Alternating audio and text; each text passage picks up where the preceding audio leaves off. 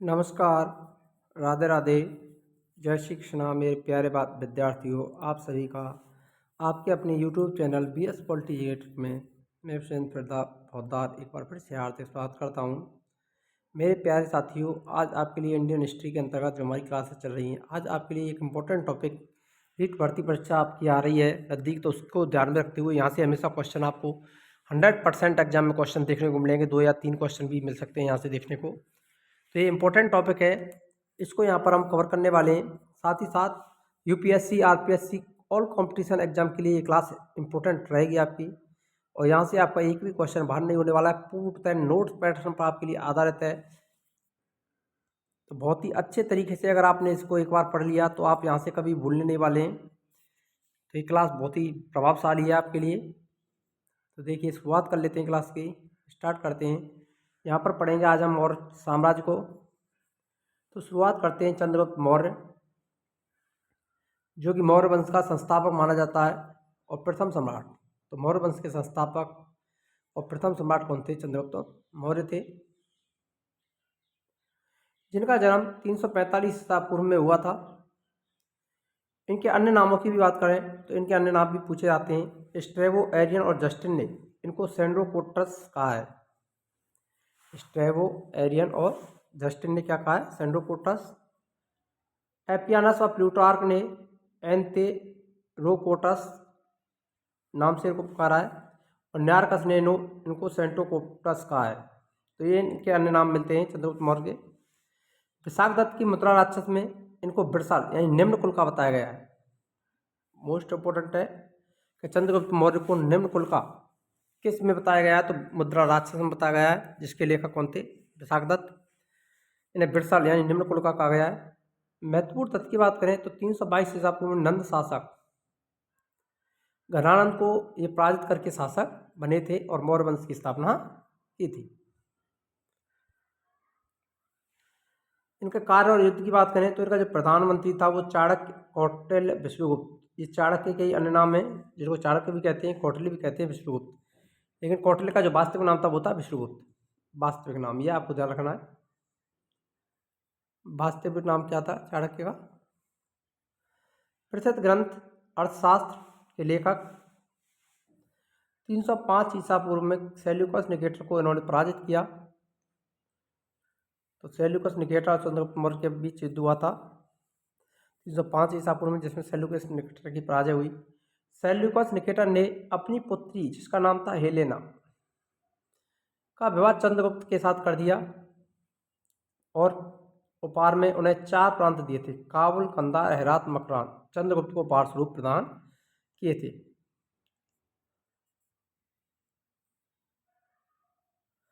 तो इनको 4 प्रांतों को याद करने की ट्रिक भी है।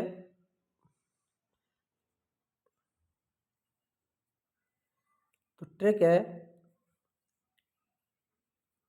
काकारा, काकारा,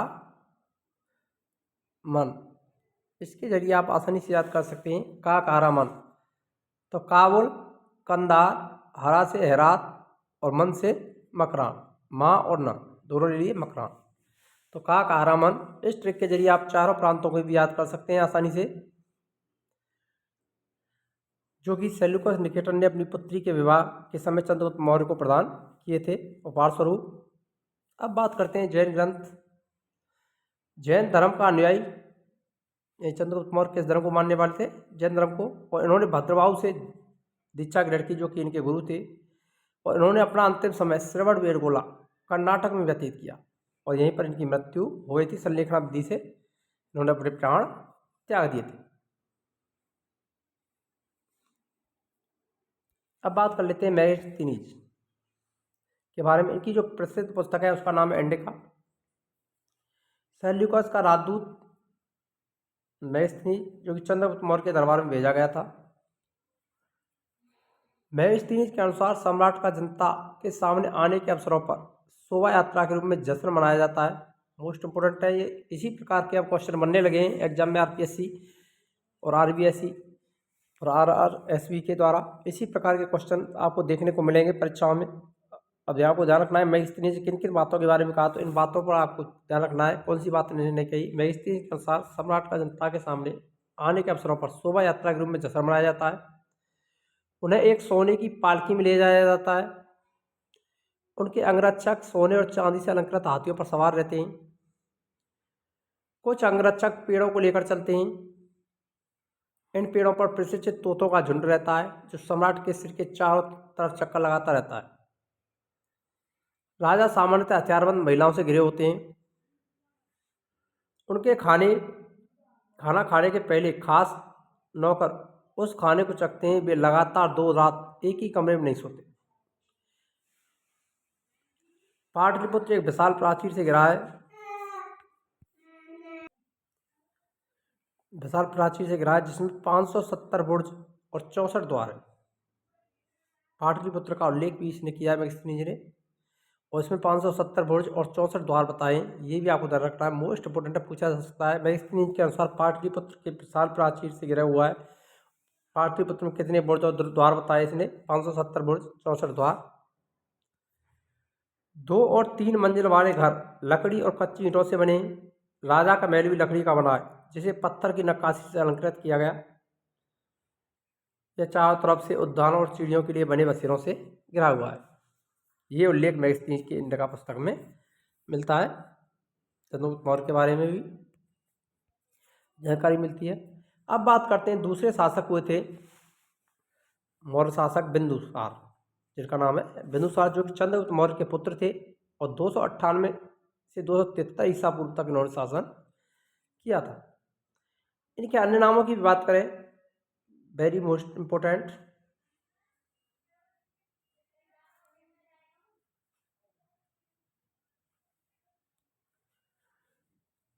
अमित्रघात, शत्रु का विनाशक, भद्रसार, इनको वायु पुराण में भद्रसार की उपाधि दी गई है। सिंहसेन, जैन परंपरा में इनको सिंहसेन कहा गया है। 16 राज्यों का विजेता, बौद्ध विद्वान तारानाथ के अनुसार इनको 16 राज्यों का विजेता कहा गया है। आजीवक संप्रदाय के अनुयायी, संस्थापक मगहीपुत्र गोसाल, ये आजीवक संप्रदाय के अनुयायी थे और संस्थापक कौन था? मगहीपुत्र गोसाल था आजीवक संप्रदाय का। सीरियन शासक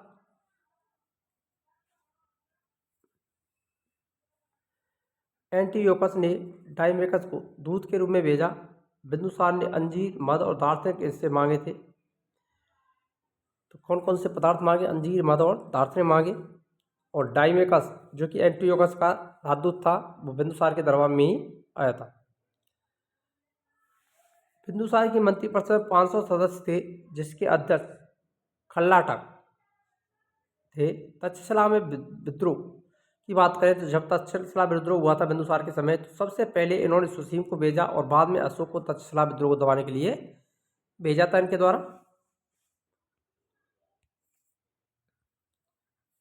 अशोक की बात करें तो 269 ईसा पूर्व में अशोक सम्राट बना और राधा गुप्त की मदद से शासक बने थे। मोस्ट इंपोर्टेंट है, very very important, most very important.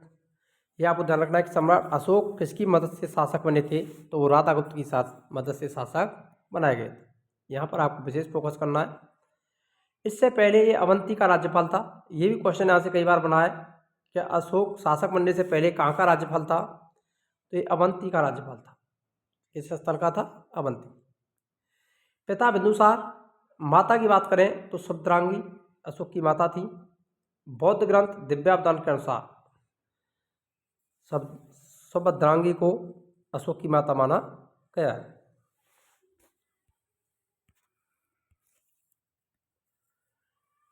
मास्की, गुजरात और नेतुर उदयगोलम शिलालेखों में अशोक नाम मिलता है। अशोक के नाम की बात करें तो अशोक का जो अशोक नाम है वास्तविक नाम वो कहाँ पर मिलता है? मास्की, गुजरात, नेतुर, उदयगोलम शिलालेखों में इसका अशोक नाम मिलता है। कनगनहल्ली जो कर्नाटक से शिलालेख प्राप्त हुआ उसमें रांडेव अशोक की संज्ञा इनको दी गई है। पुराणों में अशोक को अशोक वर्धन कहा गया है। और भ्रातृलेख मगध का राजा, ब्राह्मी लिपि का 1837 में जेम्स प्रिंसेप द्वारा पढ़ा गया। मोस्ट इंपोर्टेंट है कि ब्राह्मी लिपि अशोक के शिलालेखों पर लिपि थी, वो किसने पढ़ी थी? जेम्स प्रिंसेप ने 1837 में। और इसमें इसका जो नाम दिया गया है वो देवानंद प्रियदर्शी शासक दिया गया है। जूनागढ़ लेख में अशोक मौर्य कहा गया है अशोक को। कलिंग विजय जो युद्ध हुआ था 261 में, तो अशोक का ये 13वां शिलालेख है, उसमें कलिंग विजय का उल्लेख मिलता है। वर्तमान के ये उड़ीसा के दक्षिण भाग में कलिंग पर हमला किया था इन्होंने, राजधानी तोसली पर अधिकार किया। युद्ध के बाद हृदय परिवर्तन हुआ और भेरी घोष से धर्म घोष में इन्होंने परिवर्तन कर लिया था। भेरी घोष के स्थान पर युद्ध के स्थान पर इसने धर्म की स्थापना अपनाई थी, धर्म घोष को ग्रहण किया था। अब बात करते हैं अशोक के धार्मिक जीवन की। तो प्रारंभिक धर्म की बात करें, प्रारंभ में अशोक ब्राह्मण धर्म यानी महावंश से जुड़ा हुआ था। इस धर्म से संबंधित था ये, ब्राह्मण धर्म से, और शिव का अनुयायी था। रातरंगी के अनुसार अशोक शैव धर्म का अनुयायी था। बौद्ध साहित्य और अहोराणा लेख के अनुसार उसने निग्रोध के उपदेश सुनकर के बौद्ध धर्म अपनाया था। मोस्ट इंपोर्टेंट है, किसके उपदेशों से इसने बौद्ध धर्म ग्रहण किया था? निग्रोध के। बौद्ध तीर्थों की यात्राएं इसने की। अपने राज्याभिषेक के 10वें वर्ष इसने बोधगया की यात्रा की थी, और 12वें वर्ष में इसने निगाली सार की यात्रा की, और 20वें वर्ष इसने लुम्बिनी की यात्रा की। वेरी वेरी इंपॉर्टेंट है, ये दोनों पूछे जाते हैं। निगाली सार इतना नहीं पूछा जाता है, लेकिन बहुत राज्याभिषेक के 10वें वर्ष किसकी यात्रा की थी? इस स्थान की, तो बोधगया की, और 20वें वर्ष में लुम्बिनी की। लेकिन आपको ये भी ध्यान रखना है, 12वें वर्ष में जो यात्रा की थी वो निगाली सार की थी। अशोक आजीवक और आजीवक संप्रदाय, अशोक ने आजीवक संप्रदाय और अन्य संप्रदायों को सम्मान किया, उसकी यह धार्मिक सहिष्णुता को दर्शाता है। बिहार की बारावर की पहाड़ियों में 4 गुफाओं का निर्माण अशोक के द्वारा करवाया गया। वेरी वेरी मोस्ट इंपोर्टेंट है, यहाँ से क्वेश्चन पूछा जाता है कि बारावर की गुफा में वो गुफाएं आजीवों को किसने दान की थी? तो अशोक ने की थी, जो कि बिहार में स्थित हैं। 4 गुफाएं जिनमें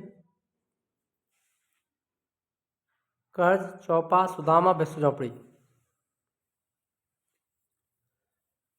कर्ज, चौपा, सुदामा और विश्व झोपड़ी, ये 4 गुफाएं आजीवकों को अशोक ने दान की थी। बौद्ध धर्म के प्रचार की बात करें तो अशोक ने बौद्ध धर्म जब ग्रहण किया था उसके बाद अपने प्रचारक प्रसारक भेजे थे चारों तरफ। तो अशोक ने विशाल स्तर पर बौद्ध धर्म को प्रचार किया, 84,000 स्तूपों का निर्माण करवाया, अपने पुत्र महेंद्र और पुत्री संघमित्रा को श्रीलंका यानी सिलोन भेजा था। तृतीय बौद्ध संगति अशोक के समय आयोजित की पाटलिपुत्र में आयोजित हुई थी, और इसका अध्यक्ष मौर्यपुत्र इसको बनाया गया। अशोक का धम्म की व्याख्या अशोक के 11वें शिलालेख में की गई है। ये अशोक का 11वां शिलालेख किसका उल्लेख मिलता है? धम्म का उल्लेख मिलता है। इसका अर्थ है नैतिक नियमों की संहिता। जानकारी के स्रोत की बात करें तो 13वां शिलालेख। बौद्ध धर्म की दीक्षा की बात करें तो बौद्ध भिक्षु उपगुप्त से इन्होंने दीक्षा ग्रहण की थी,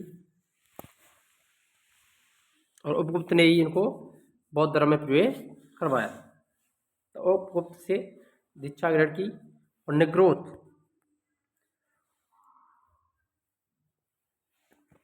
के उपदेश सुनकर के ये बौद्ध धर्म इन्होंने ग्रहण किया था। अब आते हैं आगे हम परवर्ती मौर्य शासकों के बारे में पढ़ लें। नया वंश शुंग वंश। मगध में शुंग वंश की स्थापना हुई, जो कि ब्राह्मणों द्वारा शासित था। यह बौद्ध प्रभाव के विरुद्ध ब्राह्मण पुनरुत्थान का प्रतीक माना गया। मौर्य शासन की कुल अवधि की बात करें तो 137 वर्ष तक इन्होंने शासन किया, 331 ईसा पूर्व से 185 ईसा पूर्व तक। स्थापना चंद्रगुप्त मौर्य ने की। अंतिम शासक भद्रथ, और अंतिम शासक भद्रथ। अशोक के बाद अंतिम प्रभावशाली शासक की बात करें तो ये भद्रथ सिंह रहा था। उससे उसकी सेना के सेनापति पुष्यमित्र शुंग ने 185 ईसा पूर्व में मार डाला। भद्रथ मौर्य पहला राजा था जिसकी हत्या सत्ता हत्याने हेतु खुले दरबार में की गई। शुंग वंश के आने से मौर्य युग का अंत और प्रारंभ हुआ। उत्तर मौर्य काल कौन सा आता है उसके बाद में? उत्तर मौर्य काल। मौर्य साम्राज्य के पतन के कारणों को भी देखते हैं यहाँ पर, क्या क्या कारण रहे जिसके कारण जो मौर्य साम्राज्य वो पतन की ओर अग्रसर हुआ था। पतन होने के कारण सबसे पहले इसके अयोग्य उत्तराधिकारी। अशोक के बाद आने वाले शासक कमजोर, अनुभवहीन और सैन्य दृष्टि से अक्षम थे। इनमें नेतृत्व की स्पष्ट कमी थी। दूसरा कारण था अत्यधिक केंद्रीकृत शासन व्यवस्था। यही यहाँ की जो शासन व्यवस्था थी वो कैसी थी, अत्यधिक केंद्रीकृत थी। इतिहासकार रोमिला थापर ने इसके बारे में बताया है, संपूर्ण सत्ता राजा के अधीन थी जिसे विकेंद्रीकरण नहीं हो सका। राजा की मृत्यु के बाद शासकीय तंत्र शीघ्र ध्वस्त हो गया। तीसरा कारण था ब्राह्मणों की प्रतिक्रिया। एस.सी. रायचौधरी के अनुसार अशोक द्वारा बौद्ध धर्म को प्रश्रय देना और ब्राह्मण धर्म की उपेक्षा करना उनके असंतोष का कारण बना। शुंग वंश की स्थापना इसी प्रतिक्रिया का परिणाम थी। चौथी समस्या थी आर्थिक समस्या और करों की अधिकता। भारी कर और विशाल सेना, स्तूप निर्माण आदि से राजकोष खाली हो गया। आम जनता पर अत्यधिक कर भार पड़ा। साम्राज्य का विभाजन। अशोक के पश्चात साम्राज्य का दो भागों में विभाजन होना एक स्वाभाविक प्रक्रिया थी। तो इस अशोक के बाद से जो साम्राज्य वो दो भागों में बट गया था। एक कुड़ा पश्चिम भारत और दशरथ पूर्वी भारत के शासक बने। इससे राजनीतिक एकता कमजोर हो गई और प्रांतीय स्वायत्तता इसकी तरफ बढ़ गई। मौर्यकालीन प्रशासन को यहाँ पर अब एक बार पढ़ते हैं। अब प्रशासनिक व्यवस्था, राजनीतिक व्यवस्था सब कुछ यहाँ पर देखने वाले हैं। भारत की प्रथम केंद्रीकृत प्रशासनिक प्रणाली मौर्य शासन व्यवस्था को माना जाता है। प्रशासनिक व्यवस्था को केंद्रीय शासन सर्वोच्च स्तर पर जो होता था वो राजा होता था। कार्यकारी, न्यायिक और सैनिक शक्तियों का केंद्र राजा में ही निहित होता था। सहायक अधिकारी की बात करें तो महामात्य, प्रधानमंत्री, समाहर्ता, राजस्व विभाग का प्रमुख, सन्निधाता, कोषाध्यक्ष होता था। अंतपाल, सीमांत अधिकारी आदि प्रमुख प्रशासनिक अधिकारी थे। प्रशासनिक स्तर राजा सर्वोच्च पदाधिकारी होता था। प्रांत का सबसे सर्वोच्च अधिकारी कुमार या आर्यपुत्र या राष्ट्रक कहलाता था। मंडल या क्षेत्र का प्रादेशिक या प्रादेश, विषय आहार, विषयपति, आहारपति और ग्राम का अधिकारी ग्रामीण। न्याय प्रणाली। राजा की सर्वोच्च न्यायाधीश था। अपराधियों को कठोर दंड दिए जाते थे कौटिल्य की दंड नीति के अनुसार। जनपद न्यायालय की स्थापना राजयोग यानी अशोक के द्वारा की गई। मोस्ट इंपोर्टेंट है जनपद न्यायालय। राजयोग प्रमुख अधिकारी होता था जिसकी नियुक्ति किसके द्वारा की गई थी? अशोक के द्वारा।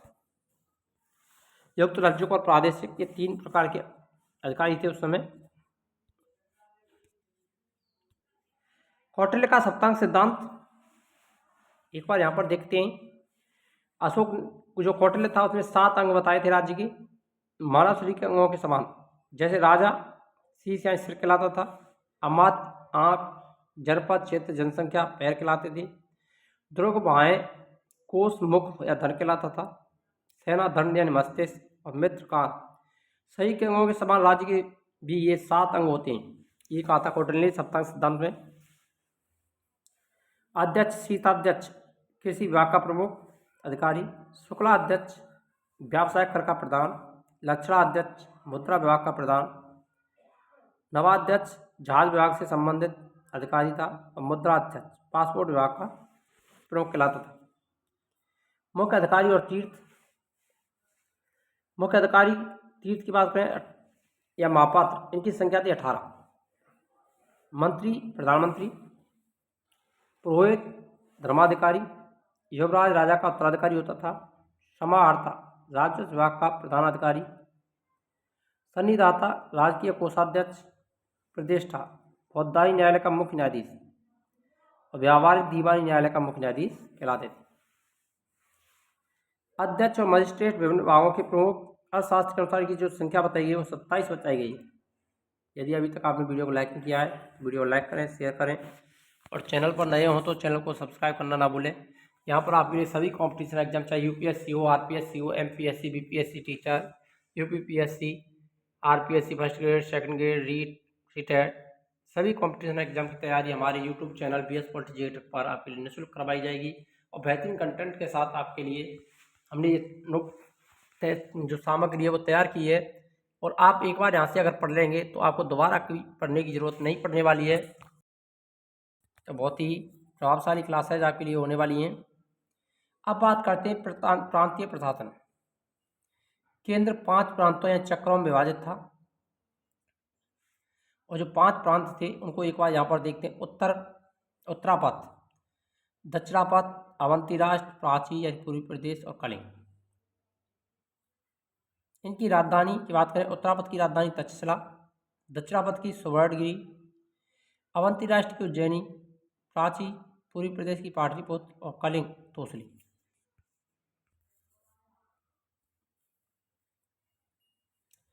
प्रमुख कुमार, राष्ट्र के अरपुत्र, राज परिवार का सदस्य, सहायता, मंत्री परिषद, उदाहरण अशोक, अवंती का शासक, अशोक का पुत्र कुणाल, तक्षशिला का शासक। नगरीय प्रशासन, जानकारी का प्रमुख स्रोत मैगजीन्स की इंडिका है। नगर प्रमुख एस्ट्रोनोमई अधिकारी, मोस्ट इंपोर्टेंट है कि नगरीय जो प्रमुख होता था उसे क्या कहते थे मौर्य काल में, एस्ट्रोनोमई। नगर प्रशासन 30 सदस्यों की 6 समितियां होती थीं, विभाजित था। समिति और कार्य, पहली समिति औद्योगिक और कलात्मक उत्पादन से संबंधित,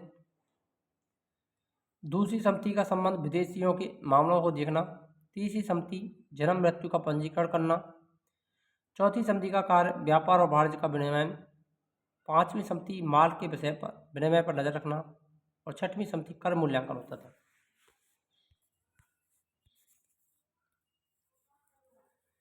गुप्तचर, राजस्व व्यवस्था, गुप्तचर गूढ़ पुरुष कहलाते थे और प्रमुख मात्र सर्व। संस्था एक स्थान पर कार्यरत और संचरा भ्रमणशील। दो प्रकार के गुप्तचर थे, संस्था और संचार। आय का प्रमुख स्रोत भूराजस्व, भूमि सीता, भाग आदेव मात्रक। सीता भूमि सरकारी भूमि कहलाती थी, भाग निजी और अदेव मात्रक बिना वर्षा की अच्छी खेती होती थी यहाँ पर। अकाल के समय राहत कार्य, बिक्री कर की बात करें तो मूल्य का 10वां भाग लिया जाता था। भूमि टैक्स, भूमि कर या टैक्स का उत्पादन का 1/6 कौटिल्य के अनुसार और मैगजीन के अनुसार 1/4 भाग लिया जाता था।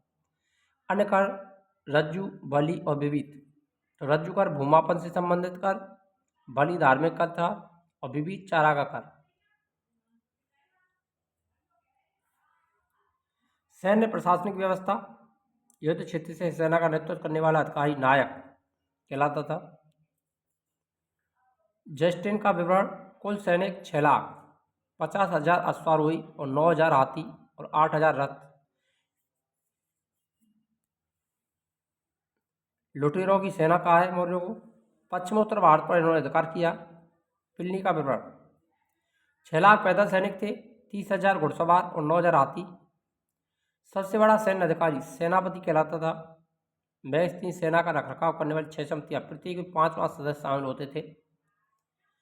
अन्य अधिकारियों की बात करें तो आयोग अध्यक्ष रसद विभाग से संबंधित, नवाध्यक्ष जल सेना से संबंधित होता था। जल सेना की व्यवस्था करने वाली पहली समिति, दूसरी सामग्री यातायात और रसद की व्यवस्था करती थी। तीसरी समिति पैदल सैनिकों की व्यवस्था करती, चौथी अश्वारोही सेना की व्यवस्था करती थी और पांचवी समिति गज सेना की व्यवस्था करती। छठवीं समिति रथ सेना की व्यवस्था करती थी। इस प्रकार से 6 सेना के रखरखाव से संबंधित समितियां थी, जिसमें प्रत्येक में 5-5 सदस्य होते थे। कुल मिलाकर के 30 सदस्य थे। मौर्यकालीन सामाजिक व्यवस्था, वर्ण व्यवस्था का प्रचलन मौर्यकाल में था। मौर्यकाल में जन्म आधारित वर्ण व्यवस्था का प्रचलन था। समाज को 4 वर्णों में बांटा गया, ब्राह्मण, क्षत्रिय, वैश्य और शूद्र। कौटिल्य के दृष्टिकोण की बात करें, कौटिल्य ने शूद्रों के लिए आर्य शब्द का उल्लेख किया है और उन्हें कुछ आर्थिक और सामाजिक अधिकार भी प्रदान किए। शिक्षा, इस काल में शिक्षा का मैगजीन के अनुसार समाज का वर्गीकरण, मैगजीन भारतीय समाज को 7 भागों में विभाजित करता है। मोस्ट इंपोर्टेंट है, यहाँ से हमेशा क्वेश्चन कई बार बना है। इंडिका की किताब में इसका उल्लेख है। दार्शनिक, कृषक, पशुपालक, कारीगर, सैनिक, निरीक्षक और सभासद। ये 7 समाज के वर्ग उसने बताए। दार्शनिक बताए, कृषक बताए, पशुपालक, कारीगर, सैनिक, निरीक्षक और सभासद। विशेष मैगजीन जातीय आधार नहीं बल्कि पेशे के आधार पर इसका वर्गीकरण किया, जाति के आधार पर नहीं किया। शिक्षा, इस काल में शिक्षा का प्रमुख केंद्र की बात करें तो तक्षशिला विश्वविद्यालय प्रमुख केंद्र था। या वेद, आयुर्वेद, युद्धकला, अर्थशास्त्र आदि विषय पढ़ाए जाते थे। अर्थव्यवस्था और समाज। मौर्यकालीन समाज एक कृषि प्रधान समाज था। धान और चावल को सर्वोत्तम फसल माना जाता था। गन्ने की फसल को निम्न स्तर की समझा जाता था मौर्य काल में। यही धान था, चावल था, उसको सर्वोत्तम फसल माना गया और निम्न स्तर पर माना गया था गन्ना। महिला शिक्षित वर्ग की बात करें तो स्त्रियों की को शिक्षा प्राप्त करने की अनुमति मौर्य काल में दी गई थी। विशेषतः ब्राह्मण और वैश्य वर्ण की महिलाएं शिक्षित थीं। महिलाओं की स्थिति, महिलाओं को कुछ हद तक स्वतंत्रता प्राप्त थी। रूपजीवा नामक गणकाएं स्वतंत्र रूप से कार्य करती थीं, जो वैश्याएं होती थीं। उन्हें विवाह, पुनर्विवाह, विधवा विवाह का भी अधिकार प्राप्त था। अन्य महत्वपूर्ण तथ्य, समाज में गुलामी प्रथा का प्रचलन था, यद्यपि कौटिल्य ने दासों के लिए कुछ अधिकारों का समर्थन किया। विवाह प्रणाली में सामान्य विवाह के अतिरिक्त नियोग प्रथा भी प्रचलित थी। नियोग विवाह पति की मृत्यु के पश्चात दूसरी शादी करना, वंश को आगे बढ़ाने के लिए, और अगर पति संतान पैदा करने में असमर्थ हो तो भी नियोग विवाह हो सकता है। प्रमुख उद्योग, मूल की कताई व बुनाई, धागा बनाना, कपड़ा तैयार करना प्राचीन भारत का यह मुख्य उद्योग था। महिलाएं भी इसमें शामिल थी। व्यापारिक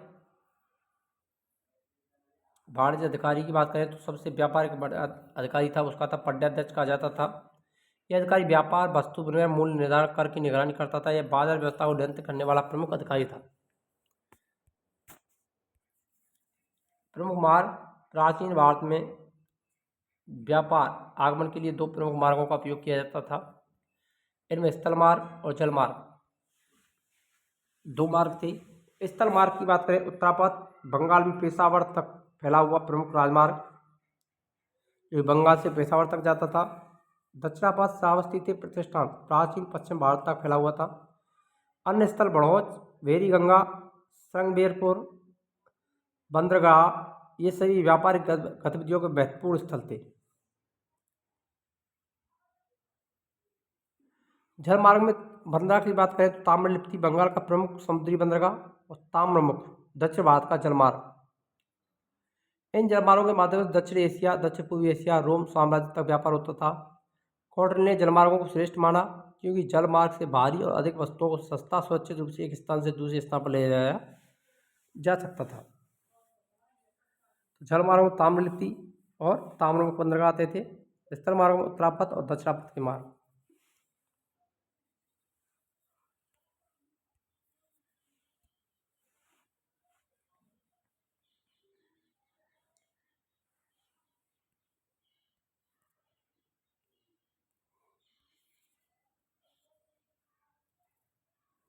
विनिमय का माध्यम, प्राचीन भारत में मुद्रा प्रणाली प्रचलित थी।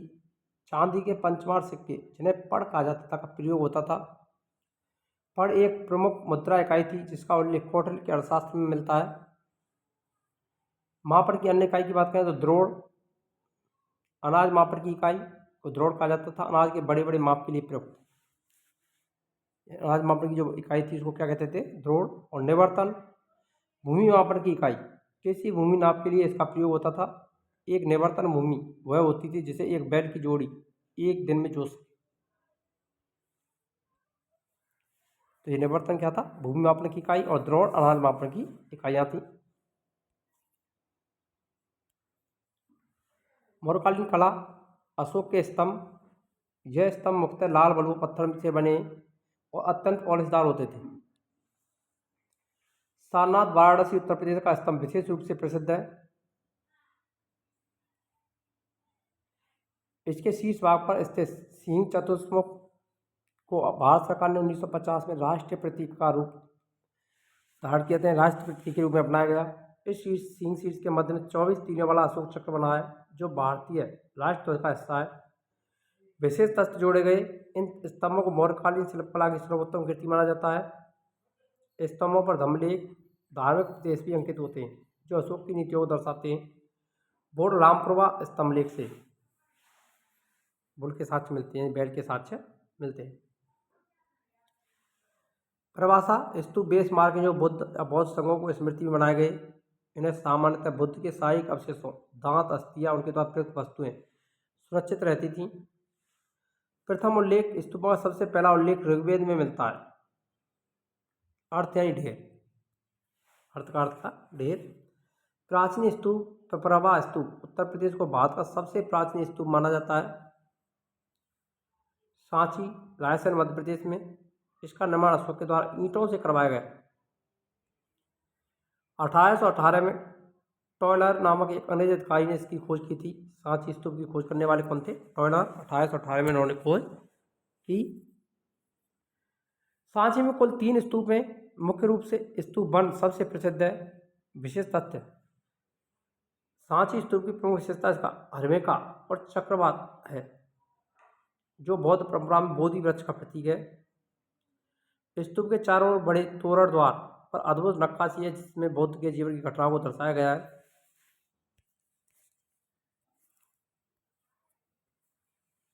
स्तूप के विभिन्न अंगों का अर्थ। तोरण स्तूपों के चारों ओर 4 प्रवेश द्वार बने होते थे, 4 दिशाओं में बुद्ध के संदेशों को फैलाने का प्रतीक है। वेदिका स्तूप के चारों तरफ एक घेरा बनाया जाता था, ये देख सकते हैं, परकोटा घेरा। इसे वेदिका या रेलिंग कहा जाता था। यह पत्थरों के विभिन्न स्तरों पट्टिकाओं का बना हुआ था। यह पवित्र भूमि का प्रतीक, जो पवित्र स्थल को सामान्यतः दुनिया से अलग करती है। अंड शांति का प्रतीक था। जो गुम्बद होता था अंड, वो शांति का प्रतीक कहलाता था। हर्मिका देवताओं के घर या पवित्रता का प्रतीक क्या कहलाती थी? हर्मिका। यहाँ पर देख सकते हैं आप, हर्मिका देवताओं के घर है, यहाँ पर देवी देवताओं की मूर्तियाँ होती थी। छत्र ऊपर का जो हिस्सा होता था, सर्वोच्च शिखा, बुद्ध के विचार ज्योति का प्रतीक, जैसे श्रद्धा और सम्मान, उदारता का प्रतीक। पद दक्षिणा पथ भी होता था इसमें, जो कि परिक्रमा मार्ग था।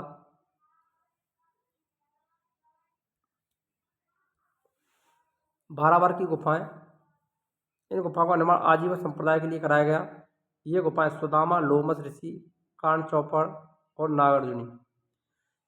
सुदामा गुफा, लोमस ऋषि गुफा, कर्ण चौपड़ गुफा और नागार्जुनी गुफाएं, 4 गुफाएं जो अशोक के समय भारावर की गुफाएं ताल में दी गई थी। इन गुफाओं की प्रमुख की विशेषता भीतर की दीवारों की चमकदार पॉलिश, जो आज भी दिखने योग्य है। विशेष तथ्य, ये गुफाएं भारत की प्राचीनतम कट चट्टान गुफाएं। इनकी आंतरिक संरचना, ध्वनि व्यवस्था अत्यंत विकसित है, जो मौर्यकालीन तकनीकी कौशल को दर्शाती है। यक्ष यक्षिणी की मूर्तियां, मौर्यकाल की शुरुआत में यक्ष यक्षिणी की मूर्तियां लोक देवी देवताओं के रूप में बनाई जाती थीं।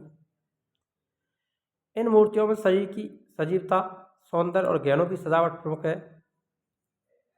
मौर्यकालीन शिल्प की विशेषताएं, पॉलिशदार सतह जो चमकदार दर्पण जैसी होती थी।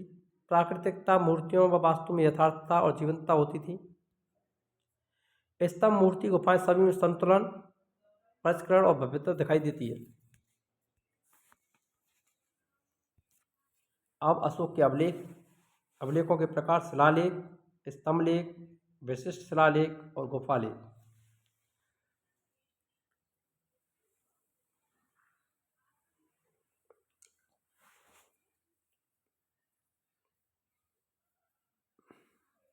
अभिलेखों की लिपि: ग्रीक अरामाइक लिपि। अफगानिस्तान से जो अभिलेख प्राप्त हुए हैं उनमें ग्रीक अरामाइक लिपि का उल्लेख मिलता है। खरोष्ट लिपि पाकिस्तान की शाहबाज गढ़ी व मनसेरा, जो कि दाएं से बाएं लिखी जाती थी। ब्राह्मी लिपि भारत के अन्य भागों में। खोजकर्ता टर्नर, फैंथलर।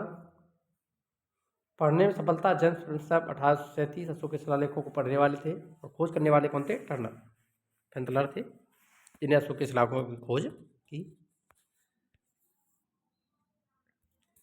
कुल बात करें तो 14 दीर्घ शिलालेख। प्राकृतिक भाषा लिपि ब्राह्मी भारत में, खरोष्टी शाहबाजगढ़ी और मनसेरा में। प्रथम शिलालेख पशुपली पर रोक लगाई गई है। ये प्रथम शिलालेख था अशोक का, उसमें क्या है? पशुबलि पर रोक लगाई गई। दूसरा शिलालेख मानव पशुओं के लिए चिकित्सा व्यवस्था का वर्णन करता है। पेड़ लगाना, जलाशयों की खुदाई करना इसका उल्लेख है।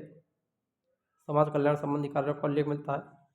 तीसरे शिलालेख में धम्म का पालन करने की प्रेरणा, वृद्धों का सम्मान, दया भाव, आत्मनियंत्रण की महत्वता बताई गई है। अशोक का चौथा शिलालेख अशोक के शासन के पहले और बाद के सामाजिक परिवर्तन और हिंसा की घटनाओं में कभी हुई, इसका उल्लेख मिलता है। पांचवा शिलालेख धम्म ममात्री की नियुक्ति का उल्लेख, नारी कल्याण, कारागार सुधार और जानवरों की देखभाल संबंधी मोस्ट इंपोर्टेंट है। धम्म ममात्र की नियुक्ति का उल्लेख किस शिलालेख में मिलता है? पांचवें शिलालेख। षष्ठम शिलालेख जनता के कल्याण हेतु शासकीय उत्तरदायित्व की व्याख्या की गई है। सातवां शिलालेख धर्म प्रचार की आवश्यकता, जनता में नैतिक चेतना का जागृत करना। आठवां शिलालेख अशोक की तीर्थ यात्राएं, धम्म यात्राओं का उल्लेख, लुम्बिनी की यात्रा और बुद्ध के प्रति श्रद्धा।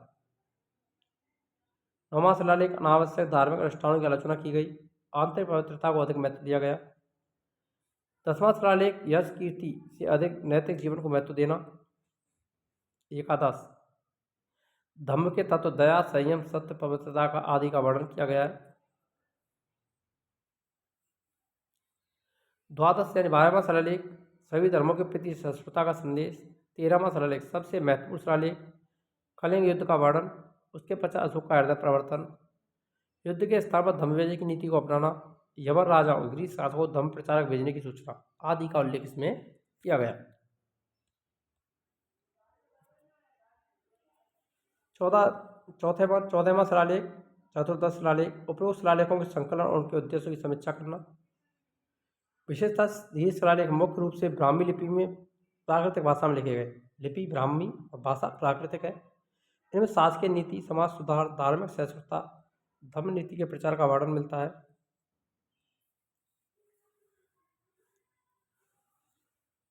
संख्या की बात करें तो 15+ भाषा प्राकृतिक, लिपि ब्राह्मी, लघु शिलालेख। अशोक के लघु शिलालेख प्रमुख शिलालेखों से पहले के हैं। अशोक के व्यक्तिगत इतिहास और उसके धम्म के सारांश से संबंधित है। अशोक के सभी छोटे शिलालेखों में मांस की संस्करण इतिहास में बहुत महत्वपूर्ण भूमिका निभाता है। यह देवानम प्रियदर्शी उपाधि का सम्राट अशोक से जुड़ाव की पुष्टि करता है। लघु शिलालेख संख्या 3 में महत्वपूर्ण बौद्ध धर्म ग्रंथों की सूची दी गई है, जिनका बौद्ध पादरियों को नियमित रूप से अध्ययन करना चाहिए। इन शिलालेखों में पाठ सामग्री छोटी है, उत्कीर्ण की गई तकनीकी गुणवत्ता भी खराब है। मास्की कर्नाटक, पहली बार अशोक का नाम मास्की कर्नाटक से प्राप्त अभिलेख में मिलता है। लघु शिलालेख स्वयं बुद्ध के शिष्य के रूप में घोषित किया गया अशोक ने स्वयं को।